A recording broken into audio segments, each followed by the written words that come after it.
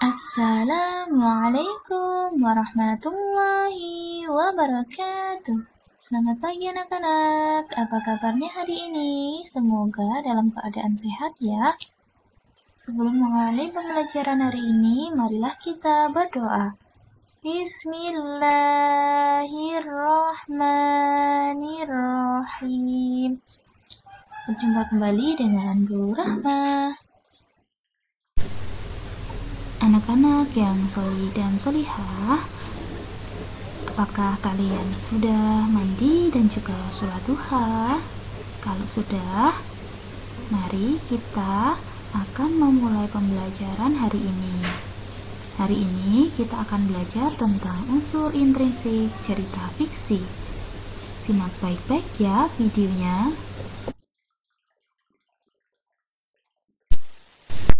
Unsur intrinsik yaitu unsur yang terdapat dalam sebuah cerita atau yang membangun suatu cerita tersebut dari dalam. Nah, unsur intrinsik dari cerita fiksi itu ada 7, yaitu tema, tokoh, penokohan, latar atau setting, alur atau plot, sudut pandang, dan amanat atau pesan. 1. Tema. Tema adalah ide dasar yang membangun sebuah cerita. Tema umumnya bersifat tersirat. Artinya, kita harus membaca cerita tersebut secara keseluruhan agar kita dapat memahami tema tersebut.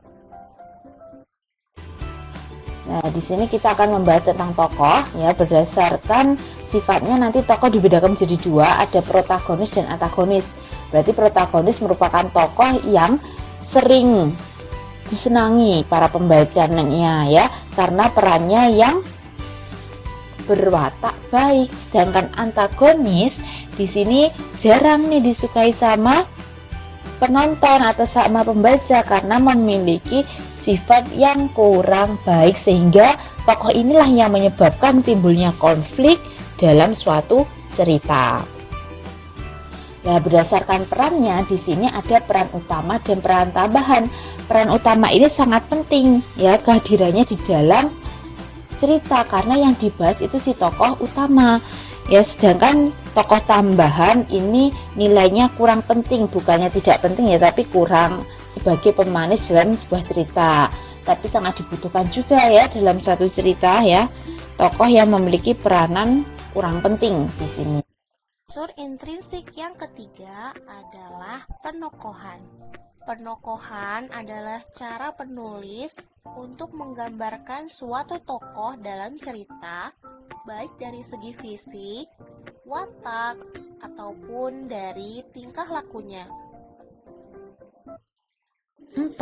Alur. Alur yaitu rangkaian peristiwa yang membentuk cerita. Alur ada 3 jenis. Yang pertama alur maju, yang kedua alur mundur, dan yang ketiga adalah alur campuran. Alur maju. Alur maju adalah sebuah cerita yang dikisahkan dari awal hingga ke akhir cerita. Misalkan ada sebuah cerita seorang anak yang dimulai dari ia masih kecil hingga menjadi dewasa.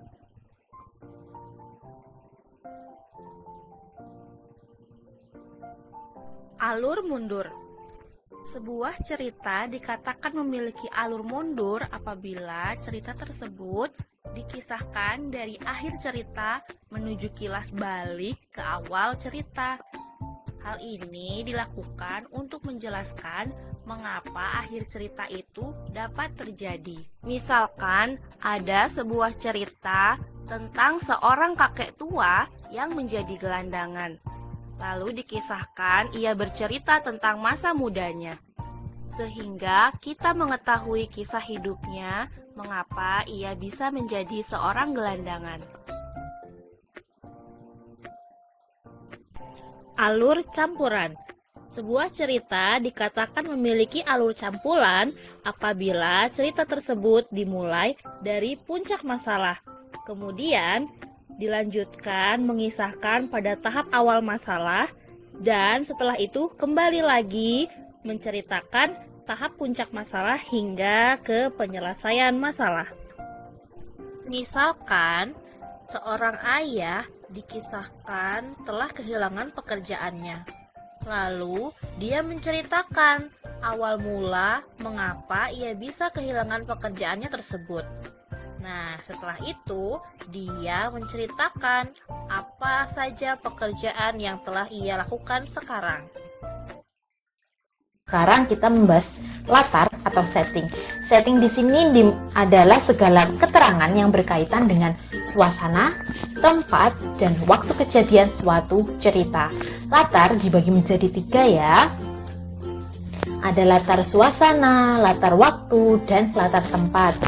Contohnya suasana yaitu latar belakang yang mendukung isi cerita tersebut. Oh, sedang dalam keadaan gembira, suasana sedih, atau suasana menegangkan. Lanjut ke waktu, ada sore hari, pada suatu hari, minggu pagi, dan masih banyak lagi ya. Pokoknya yang berhubungan dengan waktu kejadian cerita. Kemudian tempatnya ada di rumah, di sekolah, di jalan, maupun di rumah sakit, dan masih banyak lagi ya. Lanjut kita ke sudut pandang. Di sini ada sudut pandang orang pertama atau bisa disingkat dengan SPO1 dan sudut pandang orang ketiga atau SPO3. Yang sudut pandang orang pertama, di sini pengarang masuk dalam cerita. Maksudnya gimana? Dia terlibat langsung dalam cerita sehingga menggunakan kata ganti orang pertama. Aku, saya, gue ya. Di sini pengarang bisa menjadi tokoh utama maupun tokoh sampingan. Tokoh utama berarti si pengarang yang menulis itu menjadi punjernya, menjadi tokoh yang utama yang berperan di situ. Kalau tokoh sampingan bisa jadi teman dari si tokoh utama atau saudara dari tokoh utama. Jadi pengarang itu sebagai saudaranya, sebagai temannya. Jadi menceritakan si tokoh utama. Tetapi pengarangnya masih terlibat dalam cerita. Kemudian ada sudut pandang orang ketiga, SPO3 ya. Di sini pengarang tidak ikut serta dalam sebuah cerita atau tidak mengenal salah satu tokohnya ya. Ditandai dengan kata ganti orang ketiga, dia, ia, atau langsung menyebut nama orang. Selanjutnya kita membahas tentang amanat. Amanat itu adalah pesan tertentu yang disampaikan kepada pembaca ya, amanat atau pesan moral. Kalian perhatikan, amanat itu dapat dilihat secara langsung, secara tersurat maupun tersirat. Maksudnya di sini tersurat itu berada di dalam cerita. Jadi amanat itu sudah tertulis di dalam cerita, baik dari perkataan si para tokoh maupun ada teks narasinya. Kemudian ada tersirat, yaitu menyimpulkan dari isi cerita setelah kalian baca, kemudian kalian simpulkan. Dan amanat atau pesan moral ini harus bernilai nasihat positif ya. Ini adalah tugas anak-anak yang harus dikerjakan. Tugasnya ada di buku paket tematik tema 8. Bagi anak-anak yang sudah mempunyai buku paket tematik tema 8 dapat mengerjakan tugasnya di buku paket tema 8 tersebut atau dapat dikerjakan di buku tulis bahasa Indonesia. Selamat mengerjakan ya. Sekian dari Bu Rahma, sampai jumpa lagi anak-anak. Wassalamualaikum warahmatullahi wabarakatuh.